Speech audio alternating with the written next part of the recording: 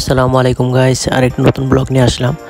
আজকে আমরা আমের ভর্তা খামো, তার জন্য গাছ থেকে আম পাড়তেছি।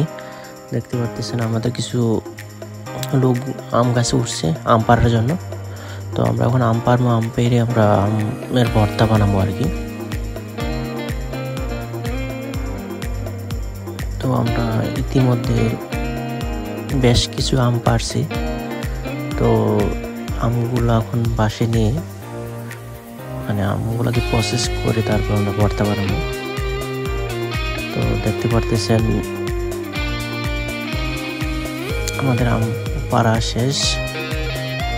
তো মোটামুটি অনেকগুলো আমি পারছি।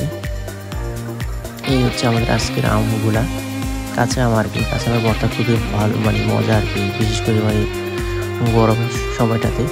আর যেহেতু তখন দুপুরবেলা অনেক গরম, তার জন্য আমরা আমগুলা চুলানো হয়ে গেছে, চুলাম। তারপর আমগুলাকে আপনার পেস্ট করে দেন আমরা চিনি, তারপর আপনার মরিচ, তারপর আপনার লবণ আর অনেক কিছু মিক্স করে তারপর আমরা ভর্তাটা বানাবো। তখন আপনার প্রসেসিং চলতেছে।